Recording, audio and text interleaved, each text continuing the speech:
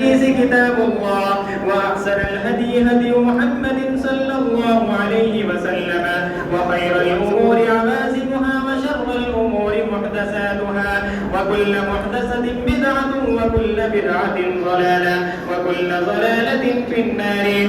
فنحن اليوم نتشرف بأن نقرأ الحديث على عمدة السلف وبقية الخلف أستاذ الأساتذة ورئيس الجهابذة صاحب الفهم الباهر والرشد الظاهر صدر الأفاضل وفخر الأماثل قدوة العارفين وعروة الحبل المتين الشيخ محمد قمر الزمان الإلاباني حفظكم الله ورعاكم وزاد الله في علمه وعمره ومتعنا وجميع المسلمين بفيوزه التامة وفوائده العامة. قال الشيخ وهو يجيز طلاب الجامعة الإسلامية دار العلوم وقف دوبا لا سيما طلاب دورة الحديث الشريف في هذا العام بالجامعة بطرق 5. قال أجازني الشيخ الكبير والثقة الجليل مصلح الأمة الشامسي الله الفتحبوري ثم الإلهباني عن العلامة محمد ورشا الكشميري رحمه الله.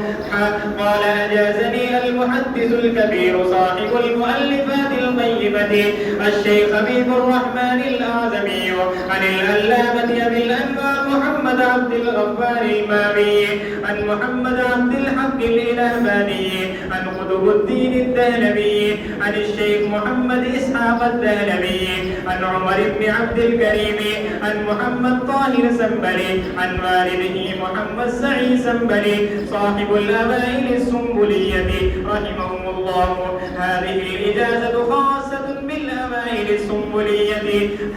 قال أجازني الشيخ المحدث العلامة محمد زكريا الكاذلبي عن والده الشيخ محمد يحيى الكاذلبي والشيخ خليل أحمد السهارنفري وغيرهما رحمهم الله. هذه الإجازة خاصة بالرسائل الثلاث الفضل المبين والدر الثمين والنماذج للشيخ زكريا الكاذلبي رحمه الله. قال أجازني الشيخ رشيد أحمد الأعدمي حفظه الله عن أبيه الشيخ حبيب الرحمن الأعدمي والشيخ زاهد الكوثري والشيخ عبد الرحمن محمد بن الصديق الغماري رحمهم الله. قال أجازني الشيخ محمد طيب بن عبد الجبار البغلاديشي عن الشيخ عبد الودود السنديبي عن شيخ الهند محمود حسن الدوبندي رحمهم الله. وأخيرا أوصي المجاز المذكور بتقوى الله في السر والعلن والعمل بالكتاب والسنة والتثبت والإتقان في الرواية والتجافي عن حطام الدنيا الثرية والاهتمام بنشر السنة النبوية. وأسأل الله تعالى أن يوفقنا لما يحب ويرضى ويحسن عاقبتنا في الأمور كلها وأن يجيرنا من خزي الدنيا وعذاب الآخرة ويزيدنا في العلم والعمل ويعيدنا من الجهل والزلل. وصلى الله وسلم وبارك على سيدنا ومولانا محمد وآله وصحبه أجمعين والحمد لله رب العالمين. آمين يا رب العالمين. وبالسند المتصل منا إلى الشيخ الإمام الهمام الحافظ الحجة أمير المؤمنين في الحديث أبي عبد الله محمد بن إسماعيل بن إبراهيم بن المغيرة بن بردزبة الجعفي اليماني البخاري رحمه الله تعالى.